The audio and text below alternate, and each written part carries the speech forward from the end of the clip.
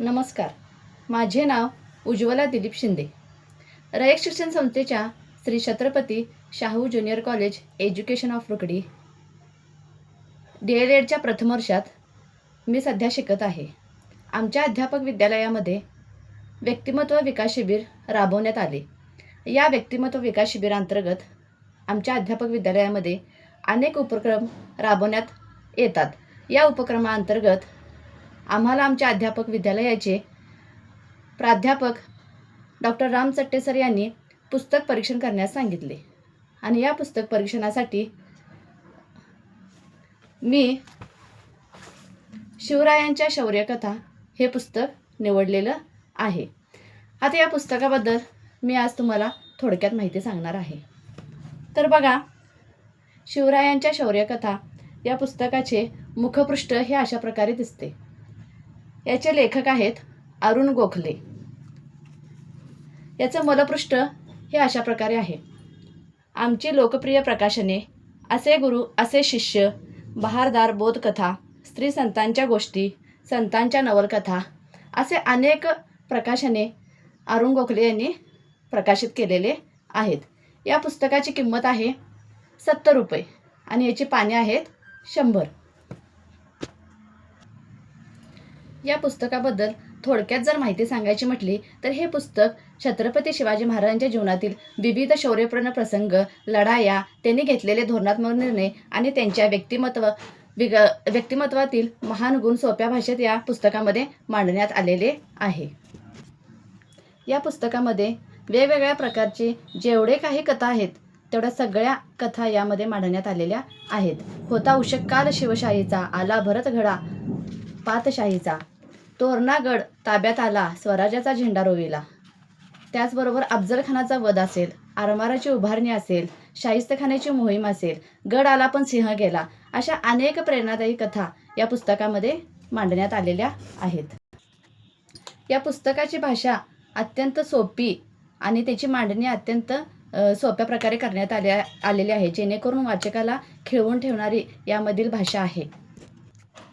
यामध्ये राजमाता जिजाऊने शिवबांना कसे घडवले, त्यांचे बालपणापासून त्यांचे संगोपन त्यांनी कसे केले, ह्या सर्व गोष्टी या पुस्तकामध्ये मांडण्यात आलेल्या आहे.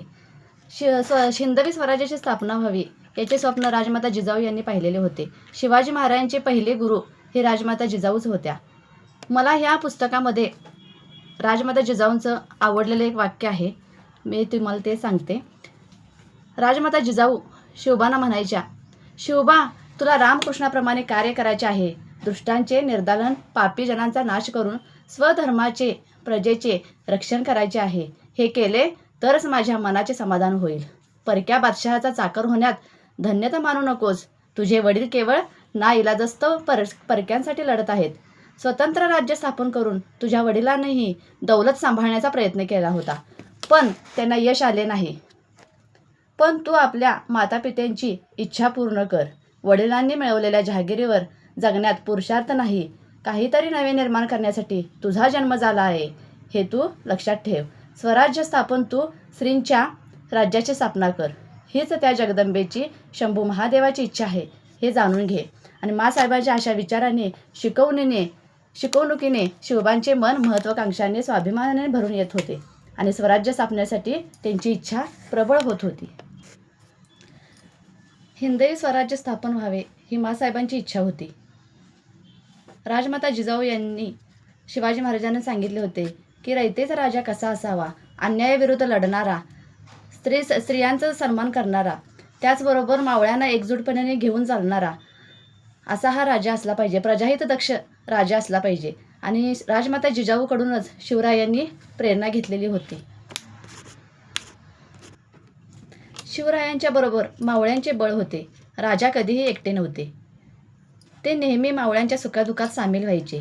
युद्धात मात्र आपण पुढे असायचे आणि विजयाचे श्रेय मात्र ते मावळ्यांना द्यायचे. असे छत्रपती शिवाजी महाराज होते. आणि आत्ताच्या तरुण पिढीला आणि विद्यार्थ्यांना हे खूप छान पुस्तक आहे वाचण्यासारखं. राजमाता जिजाऊ यांनी शिवरायांच्यावर केलेले संस्कार, त्याचबरोबर शिवरायांनी हिंदवी स्वराज्य स्थापन व्हायसाठी केलेला संघर्ष, मावळ्यांप्रती निष्ठा, स्वराज्यातील प्रजेप्रती त्यांचे असणारे प्रेमभाव या सर्व गोष्टी या पुस्तकामध्ये लेखक अरुण गोखले यांनी खूप छान पद्धतीने मांडलेली आहे.